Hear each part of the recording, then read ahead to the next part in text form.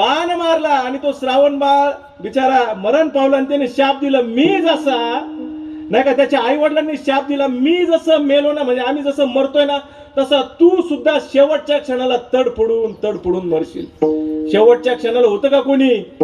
अरे 100% नाही. म्हणून त्यावेळेस शेवटच्या क्षणाला आपल्या मुखातून भगवंताचं नामस्मरण, त्यावेळेस तुमचे गुरु तुमच्या सोबत नसणार, म्हणून ते तुम्हाला माळ घालतात, त्यावेळेस सांगतात तुमचा माझा संबंध संपला. विसरले असतील तर फक्त नामाचं स्मरण करा, नामाचं स्मरण करा. शेवटच्या क्षणाला आई वडील बंधू भगिनी काका मावशी बायको पोरं हे कोणी येतात का?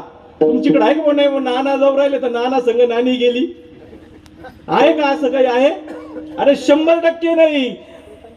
प्रत्येकाला एकट्याला जायचंय, आलो एकटा आणि जायचंय एकटा. म्हणून त्यासाठी क्षणोक्षणी हाची तरावया पार, हो नाशिवंत देह जाणार आयुष्य खातो काळ.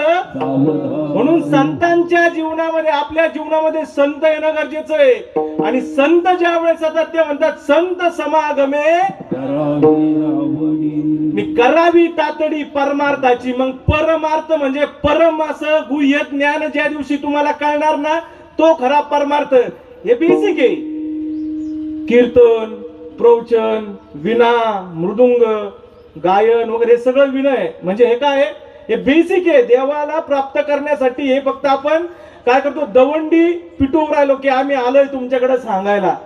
पण नाथ बाबा सांगतात अंतरंगे साधने करावी, अंतरंगातल्या साधनासाठी अंतरंगे साधने करावी परमार्था, त्यागावा सर्वता बहिरंग, बहिरंग साधने होय स्वर्ग प्राप्ती. बघा मी पुण्य करतो, मी दिंडीला सहकार्य करतो, मी दिंडी काढतो, मी